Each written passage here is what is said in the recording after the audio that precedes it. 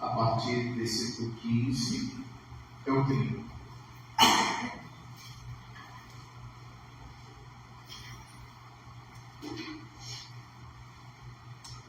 Vamos fazer a leitura desse texto.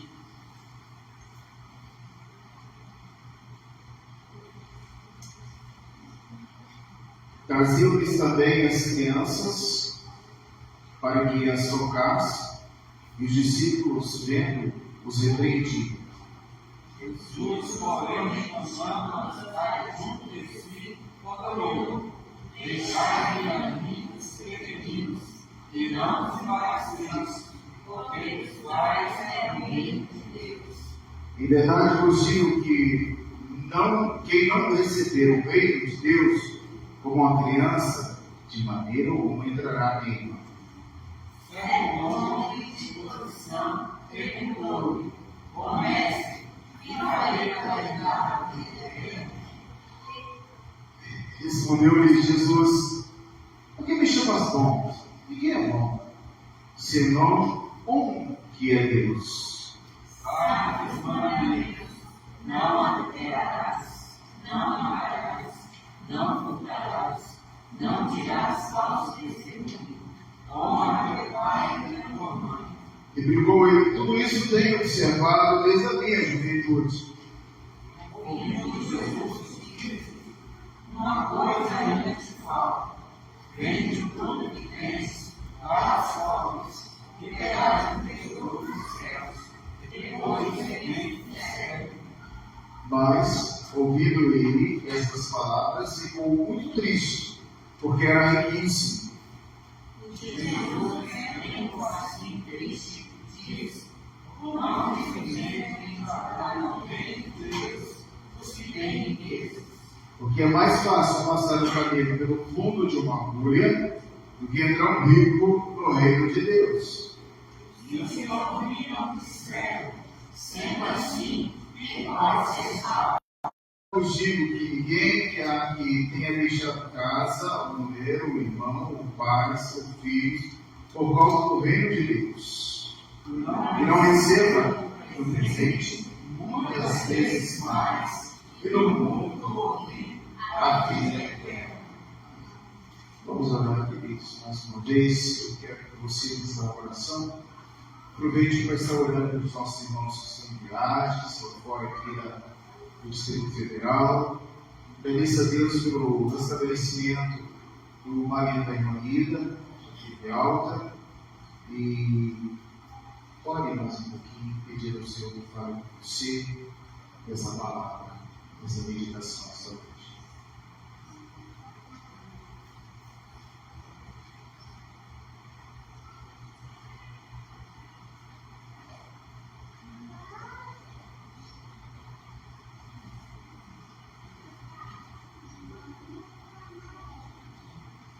Senhor, nós queremos te louvar e te agradecer, Pai, por essa noite. O Senhor tem sido bom para conosco. A tua vontade, Senhor Deus, tem subsistido sobre a vida de cada membro desta igreja, nossa família da fé. Nós queremos nesse instante, Senhor, te suplicar pelos nossos irmãos que estão em viagem, possa abençoar o retorno do presbítero Paulo essa semana, Mandador, aqueles que vão viajar ainda, que o Senhor possa guardá-los, protegê-los. Louvamos, Senhor Deus, pela alta do Deus, esposo da irmã Ida. Muito obrigado, Senhor, porque o Senhor tem cuidado da nossa saúde, da saúde dos nossos irmãos. E, ó Deus, o Senhor tem sido Deus fiel. Continue ministrando nos nossos corações a tua palavra e recado, Senhor. Abra a nossa percepção. Fale conosco, Senhor, em nome de Jesus. Amém. Meus irmãos queridos, nós estamos no 18º capítulo de Lucas. No semana passada nós falamos sobre o tema central do Evangelho. Já estamos praticamente caminhando para a conclusão desse Evangelho. Já estudamos tantas coisas, Já vimos tantos assuntos. E a nossa ponderação do sermão passado foi sobre a postura do fariseu e do publicano. Se você voltar os seus olhos para o capítulo 18, versículo 1 até o versículo 14, o assunto só, que é um assunto só, que é a oração. Primeiro, Jesus estimulou a gente a orar. Segundo, a maneira correta de falar com Deus. E aí, fechamos o assunto do Evangelho. E aí fizemos uma pergunta: sabe por que Lucas está preocupado ou termina o seu Evangelho falando sobre a oração? Qual é o impacto da oração sobre a nossa vida? Qual é a importância da gente orar sem cessar, sem parar? E esse foi um assunto abordado no domingo passado, onde nós estudamos a postura de dois homens, um coletor e o outro fariseu, que estão no lugar certo, que é o templo, lugar de oração, na hora certa, falando com Deus, mas um ora de forma errada, o outro ora de forma correta. E Jesus ensina para todos nós a importância de orar de maneira correta. Reconhecendo, em primeiro lugar, que nós somos pecadores, somos pequenos, somos pobres, e que nós não podemos julgar ninguém. Nós não temos a maneira de orar ou de falar com Deus, como aquele fariseu orou, dizendo: graças te dou, porque não sou como os demais homens. Em contrapartida, o coletor de impostos, que era visto como pecador, ele começa a orar: Senhor, tem misericórdia de mim. Sem propício, que sou um pecador. Lucas, ele coloca aqui então a parte central do seu Evangelho, que termina no versículo 14. Mas Jesus continua conversando com aqueles discípulos. E agora Jesus vai tratar de três assuntos. O primeiro assunto é o perfil infantil, infanto.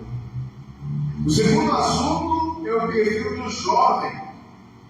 Jovem que era influente, inteligente. No original, jovem que era governante. Ele era um governante rico, alguém rico, diferenciado dos outros jovens. E em terceiro lugar, ele coloca aqui a questão das riquezas. Período das riquezas. Por que será que Jesus ele continua a tratar desses três assuntos? E aí no próximo domingo nós vamos terminar o capítulo 18, querendo Deus, falando sobre, mais uma vez, Jesus fala sobre a sua morte, sobre a sua ressurreição, e o contexto do capítulo 18 termina falando sobre a cura de um cego, o cego de Jericó. E aí a gente foi no ponto final do capítulo 18. Mas a partir de agora, Lucas começa a tratar da missão de Jesus. E nós sabemos que naquele conselho intertrinitário, Jesus foi eleito, predestinado, para começar a viver o que nós estamos vendo agora, a partir de agora. Porque a partir de agora, meus irmãos, nós temos Jesus do público na ação de curar, na ação de fazer milagres, mas um certo sofredor que vai estar andando e marchando para o Calvário. Então, a partir de agora, Jesus está focando a salvação. O aspecto maior e importante para todos nós é observarmos como Jesus apresenta a soteriologia, a própria cosmovisão de Jesus a respeito da salvação. Então Jesus começa a falar com aqueles discípulos, ele está conversando com os 12, no discipulado pessoal, particular, e diz assim: olha, vocês devem orar sem cessar, vocês devem ter a motivação correta de orar, mas vocês precisam ter algumas características. E a primeira característica é a característica das crianças. Eu quero convidar você agora a observar como são as crianças. Quando nós temos crianças ao nosso lado, e as crianças que estão aqui nessa noite, enquanto vocês estão aqui, a Arthur, a desenhar, a Clarinha, a Clarinha, a Heloísa, a da Simone do seu nome. Da Paula, ela vai ter, trocando a Simone com Paula, o outro Arthur. Vocês podem começar dizendo: crianças, como é que vocês são? Desenhem vocês aí agora. O primeiro texto começa a falar de vocês, as excluídas. Já falamos, Jesus amava as crianças, porque as crianças não eram nem contadas como seres humanos. Crianças não existiam naquele período. Para o Império Romano, crianças não existiam. Para o Império Romano, as mulheres não existiam. Para o Império Romano, os velhos não existiam. Então, nem crianças, nem mulheres, nem velhos para eles tinham algum. E Jesus então chega quebrando todas as normas, os tabus, e ele então diz assim: deixe vir a mim os meninos, deixe vir a mim as crianças. Não impeçam que eles ou que eu possa tocá-los. E as pessoas tinham o hábito de levar as suas crianças para serem abençoados por Jesus. Eu não sei de onde surgiu essa lenda de que as crianças tocando em Jesus seriam abençoadas, de fato seriam mesmo, mas as pessoas traziam as crianças para que elas tocassem em Jesus. Porém, veja o verso 15: os discípulos repreendiam. Os discípulos queriam que aquelas crianças tocassem em Jesus. Meus queridos irmãos, quantas e quantas vezes nós já ouvimos dizer: barulho, ela atrapalha. Mas se a gente perguntasse a Jesus a respeito das crianças, ele falaria assim: deixe as crianças, porque elas estão aprendendo, as crianças estão ouvindo, as crianças são bem-vindas. Deixar que a mim os pequeninos, porque dos tais é o reino dos céus. O amor de Jesus pelas crianças tinha muito a ensinar aqueles discípulos. Jesus, porém, verso 16, chamando-as para junto de si, deu ordem aos seus discípulos para que não embaraçassem, não viessem impedir que as crianças pudessem estar presentes. E ele afirma algo importante para nós no verso 16, que é o processo de comparação. Daí ele começa a trabalhar com os seus discípulos, dizendo assim: porque dos tais é o reino de Deus. Em verdade vos digo, quem não receber o reino de Deus como a criança, de maneira alguma entrará nele. Bom, você já sabe que a partir de agora Jesus está acelerando o processo de salvação. A convicção que nós devemos ter que a salvação é mediante a Ele. E como o perfil daqueles que vão herdar o reino dos céus, estarão com o Senhor no reino dos céus. Ele afirma aqui, no primeiro aspecto, é que nós precisamos receber o reino de Deus como uma criança, como um infante, como alguém que confia extremamente no seu pai. Uma criança confia no seu pai.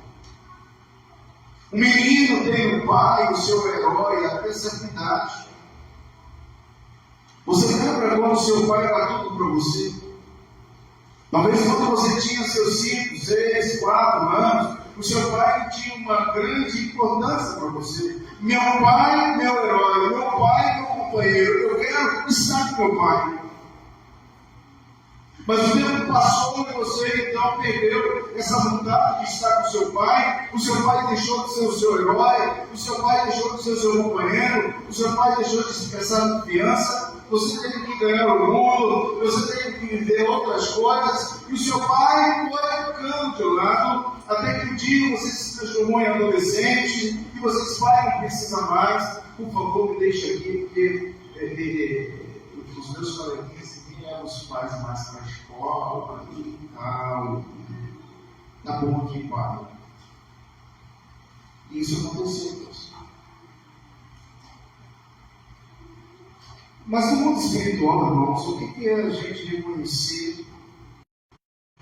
A salvação é um ato, é uma ação incondicional desse Pai, desse Senhor, que nos ama e nos escolheu antes da fundação do mundo. Portanto, a minha salvação está voltada nesse Pai, que é mais do que o meu herói, é o meu Salvador, é o meu Senhor, é o meu sustentador. Segundo aspecto da nossa história de hoje, a criança cresceu, se transformou num lindo jovem, e a palavra de Deus diz que esse jovem era um governante, era um líder. Então, meninos que estão desenhando, agora desenham bem maior do que essa criança que você desenhou aí agora. Ele desenhou um jovem forte, um jovem bonito, um jovem inteligente, um jovem que sabe tratar quem é Jesus, um jovem que cultivou desde a sua infância os 10 mandamentos, um jovem que no seu diálogo com o mestre vai realmente trazer alegria ao mestre, ao Senhor, ao Salvador. Porque veja, irmãos, ele trata no verso 18 Jesus como um bom mestre. Como é que esse jovem viu em Jesus alguém que era mestre? Além de ser mestre, bom, no sentido de melhor. E a pergunta da alma daquele jovem que agora havia crescido, não era mais uma criança, era a respeito do vazio existencial da alma dele. Assim como nós temos um vazio existencial, aquele jovem tinha um vazio existencial. Eu vou dizer uma coisa para você: a juventude, o jovem que traz um vazio existencial na sua alma, vai esse jovem procurar nutrir-se. E como é que os jovens tentam curar esse vazio, nutrir esse vazio, o vazio da alma? Quando você era jovem, é que você fez isso. Como é que você lidou com essa questão? Eu já vi e passei por isso, irmãos. Alguns jovens procuram as drogas. Alguns jovens procuram as aventuras. Alguns jovens procuram se revoltar contra a sua estrutura social, o seu meio social, a sua família, a sua cor. O problema não é aonde ele está, o meio social aonde ele está. O problema não é se ele teve ou não oportunidade. O problema não é se ele teve ou não uma família harmoniosa ou teve uma família difusa. O problema é o vazio da alma. E esse jovem aqui, que era um jovem rico, que era um jovem religioso, que era um jovem que teve boa educação religiosa, ele tinha um problema. E veja no versículo 21, recolhendo tudo isso, tenho observado desde a minha juventude. Ele responde ao Senhor o que ele tinha observado: os mandamentos. Ele tinha observado o procedimento diante dos seus semelhantes. Ele era um bom jovem, mas ele tinha um vazio. A criança confia no seu pai. O jovem traz vazio na alma. E Jesus trabalha com esse jovem, dizendo: uma coisa ainda te falta. Vende tudo que tens, dá aos pobres, terás um tesouro dos céus. Depois vem o céu. Estava lendo os comentários a respeito desse versículo. E alguns comentaristas levantam algumas teses. A primeira tese, no versículo 22, seria a salvação produzida pelas boas obras. Se você é adepto das boas obras, você vai dizer que esse versículo 22 é um versículo que dá defesa às boas obras. Porque Jesus vira para aquele jovem e simplesmente diz para ele assim: falta uma coisa só para você, venda tudo, distribua tudo, terás a salvação.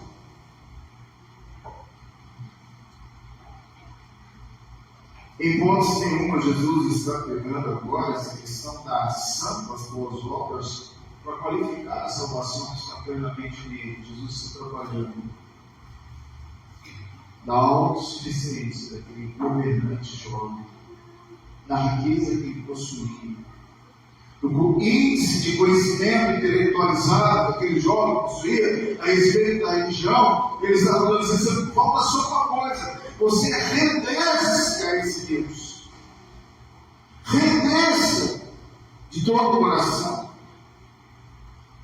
Porque nesse momento Jesus não está só trabalhando com esse jovem, mas Jesus está trabalhando com Pedro, Jesus está trabalhando com João, Jesus está trabalhando com Judas, Jesus está trabalhando com a sua equipe. E aí, ao ponto da sua equipe dizer para o próprio mestre assim: mas Jesus, nós deixamos tudo e te seguimos, então nós estamos salvos. Jesus olha para os olhos de Pedro, que era um empresário, e diz assim: não, Pedro, você não entendeu nada. Não é a riqueza que esse jovem tem, mas é um problema no coração dele. E vocês, porque às vezes, irmãos, nós jogamos e somos salvos porque ou deixamos alguma coisa por Cristo, ou deixamos alguma coisa por Cristo, ou mudamos alguma coisa no nosso próprio mérito. Eu quero dizer, não há mérito nenhum dentro desse aspecto de salvação. Sai do prisma de uma criança que confia no pai, entra no prisma de um jovem que tem estabilidade, é culto, tem dinheiro, tem domínio, tem liderança, é influente. Jesus diz assim: mas não tem salvação.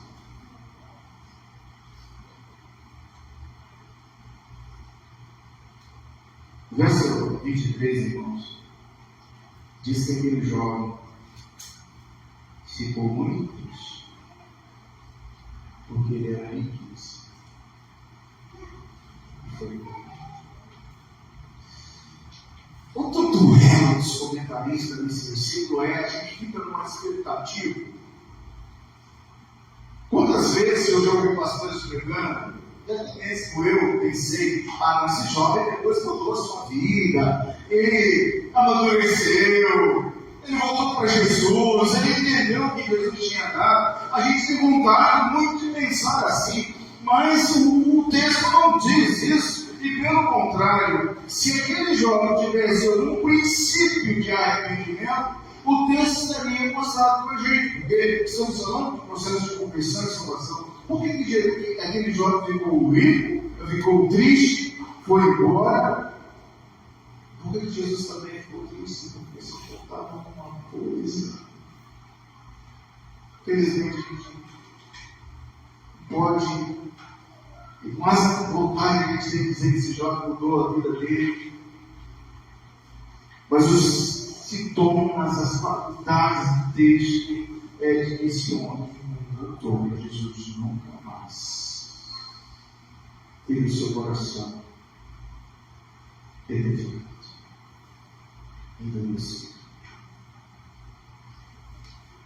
Jesus ele saiu de seu assunto aqui. E ele vai tocar na ferida dessa questão, porque os textos continuam, e Jesus, vendo assim triste, Jesus olhando para aquele coração, ele revela no versículo 24: quão dificilmente entrarão no reino de Deus os que têm riquezas. Então eu acredito que esse jovem está aqui. Ele não entrou no reino dos céus. Ele não entrou no céu. Ele ficou com a riqueza. Ele ficou com aquilo que ele tinha. Ele ficou com a sua filosofia, com o seu conhecimento, com a sua certeza, com o seu achismo, e não abriu o coração para Jesus. Aí Jesus pega um exemplo. Crianças, desenhem uma agulha da sua mãe, aquela agulha que a sua mãe costura lá, e um camelo. Tenta passar o camelo por uma agulha. Desenhe aí, vocês. Pense na sua cabeça, porque Jesus vai trazer isso para nós agora. Eu, quando era criança, eu estava pensando, isso é um camelo passando por uma agulha. Aqui é os grandão. Mas no início, Jesus está falando, Jesus está vendo o camelo entrando naquela cidade. A agulha era uma porta. E para um camelo entrar naquela porta lá, tinha que tirar as cargas. Quem puxa o camelo tinha que fazer aquele camelo ajoelhar-se, porque senão é uma ruptura, e puxar aquele animal. Agora eu não sei como é que eles puxaram o próximo. O camelo ajoelhado. Jesus estava literalmente vendo alguém puxar o camelo para dentro da agulha, que era uma porta. Aí Jesus então expressa isso para nós. Porque é mais fácil passar o cabelo pelo fundo de uma agulha, com muita dificuldade, tirando as cargas, fazendo o cabelo se ajoelhar, do que morrer no reino de Deus. A gente precisa parar e respirar. Jesus não está falando mal contra os filhos, mais uma vez. Não é isso. Muita gente boa na Bíblia foram ricos. E estão no céu. Abraão, homem rico. José, governador. Mesmo por esse homem rico, José teve o mesmo grau de liderança. Quantos homens ricos nós temos na Bíblia? Mulheres também. Lídia, vendedora de roupa. Tinha dinheiro. A casa dela tinha dinheiro. Ela tinha dinheiro. Guardava dinheiro. Jesus não está condenando os ricos, mas Jesus está condenando a ação de colocar o seu coração na riqueza. Mas eles responderam: os impossíveis dos homens são possíveis para Deus.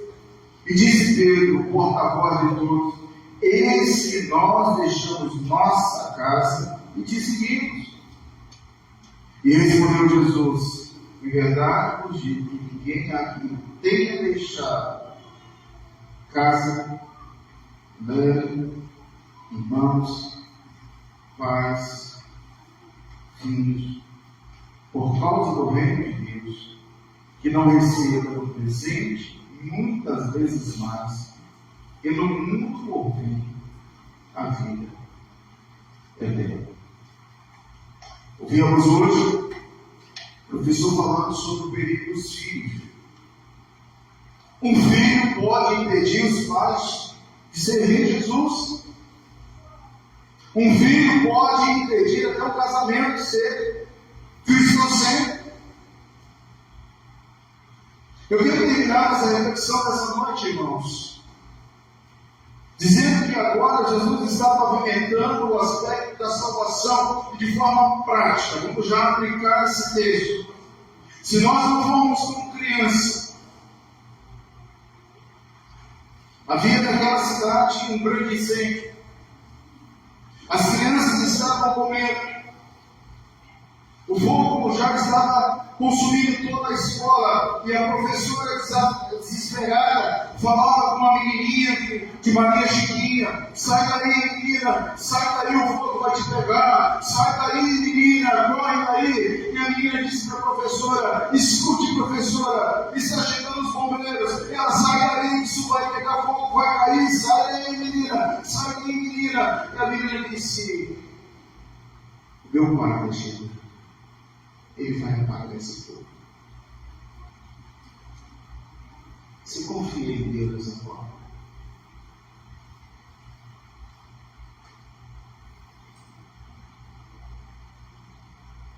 Por que a gente perde essa confiança em Deus? Hoje é Natal. Quer dizer, daqui a pouco. Você pensa, renova essa confiança no Senhor Jesus. Eu não sei o espaço vazio da sua alma, da sua mente, do seu coração. Você é um jovem inteligente, você cresceu, você conhece a Bíblia, conhece a fé, tem intimidade com a igreja, sentou algumas vezes nos bancos da igreja, orou a Deus, mas de repente o coração fechou. Há um vazio na alma. A gente cresce, a gente deixa curar os lacunas. A gente começa a focar em outras coisas. E entre essas coisas, a riqueza que domina, que nos escraviza. E que fez Jesus dizer algo terrível: mais fácil caber entrar no fundo de uma cruz do que um rio.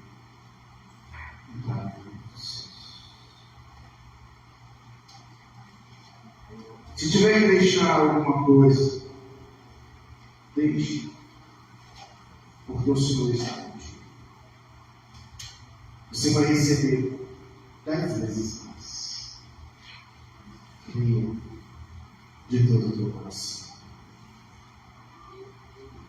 Que Deus nos ajude, irmãos, a entender isso.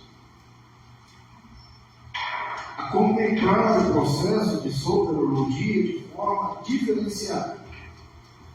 A escrever a margem desses textos: tenho que ser uma criança confiando no meu pai. Não basta o meu intelecto, a minha convicção, a minha certeza da fé, mas eu preciso realmente me render ao Senhor para que a minha vida possa ser totalmente livre. E se tiver que deixar alguma coisa, eu posso deixar para Deus. Que Deus abençoe. Que Deus te abençoe grandemente. Que nós possamos, irmãos, preservar a vida como o Senhor nos ensinou. Amém? Feche os seus olhos. Agradeça a Deus pela oportunidade que você tem. Ele te ama. Hoje é a noite especial da sua vida. Creia em todo o seu coração. Essa noite foi a noite que o Senhor fez quando você encontrasse com Ele e dizer: Senhor, quero ser como criança. Quero ser como criança. Sentir a tua presença. Sentir que o Senhor me envolve a cada momento. Não vou olhar para as circunstâncias, mas vou olhar para o Senhor, que é meu Pai, que me protege. Obrigado, Senhor. Perdoa, Senhor Deus, as minhas faltas, os meus pecados. Eu possa, Senhor Deus, não olhar para as riquezas, os prazeres, mas que eu possa olhar para o Senhor, o autor e o consumador da nossa